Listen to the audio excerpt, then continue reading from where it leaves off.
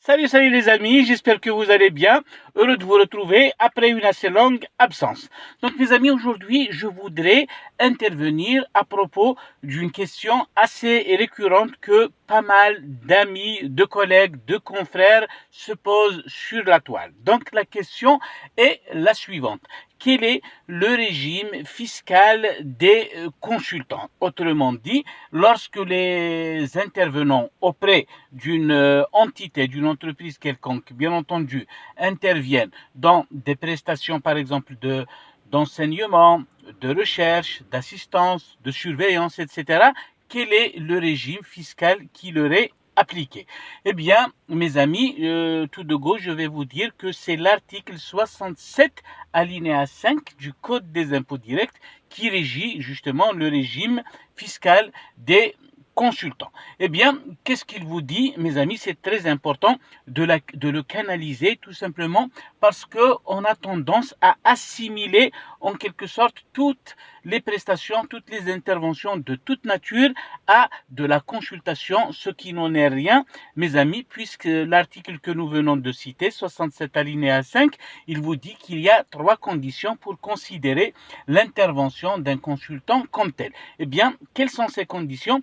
D'abord, la première, il faudrait que le consultant soit un salarié par ailleurs, c'est-à-dire que la nature de son intervention n'est en fait qu'une vacation, c'est-à-dire en plus d'un salaire habituel.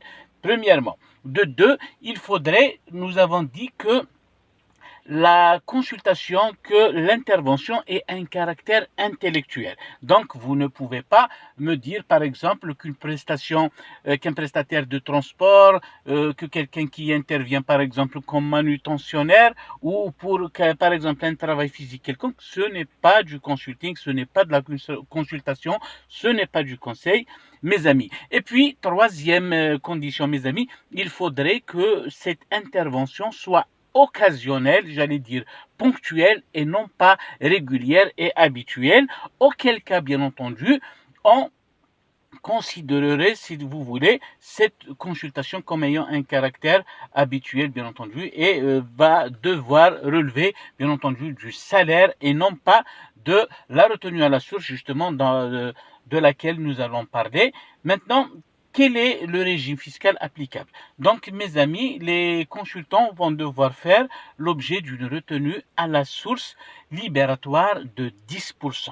D'accord? Donc, au moment, c'est-à-dire de se faire payer sa prestation, en quelque sorte, son intervention, si vous voulez, l'entreprise va lui payer, par exemple, pour un prix de 1000, elle va lui retenir à la source 10%, c'est-à-dire 100, laquelle prestation, c'est-à-dire laquelle, j'allais dire, retenue à la source, va faire l'objet d'une retenue, comment dirais-je, libératoire. Qu'est-ce que cela veut dire libératoire? Cela veut dire que cette retenue à la source va libérer, va affranchir ici le consultant d'une déclaration annuelle des revenus G numéro 1. Bien entendu, souvenez-vous, mais pas dans tous les cas, puisque la retenue à la source de 10% ne libère pas ici le consultant si le montant de ses rémunérations annuelles globales dépasse 2 millions de dinars. Eh bien, que va faire ici le consultant, mes amis? Bien entendu, il va bien entendu continuer à faire l'objet de la retenue à la source de 10%, mais là, il devra souscrire sa déclaration annuelle des revenus au plus tard le 30 avril de l'année qui suit celle au cours de laquelle il a perçu ses rémunérations. Et bien entendu, ce qu'il a payé déjà en amont, que ce soit au titre de ses consultations, que ce soit au titre de son salaire, puisque vous savez, ici, il y aura un regroupement.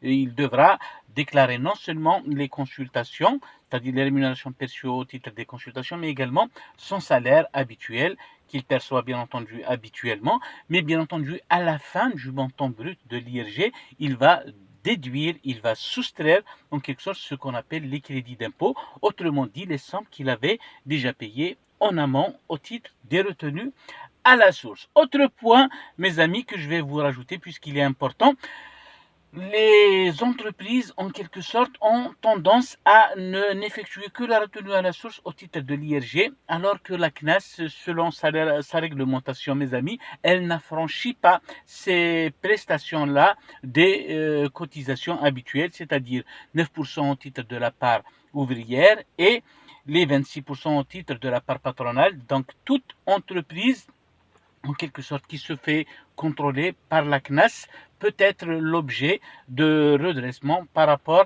bien entendu, à ces cotisations CNAS, et ce jusqu'à la 4e année, bien entendu, avant celle au cours de laquelle la CNAS intervient pour un contrôle. Donc voilà mes amis, j'espère avoir répondu à une question que pas mal d'amis, de collègues, bien entendu de confrères, de consoeurs se posent sur la toile. Donc en attendant, j'espère vous retrouver très bientôt autour de nouvelles questions comme celle-ci. Et d'ici là, portez-vous à merveille mes amis. Au revoir.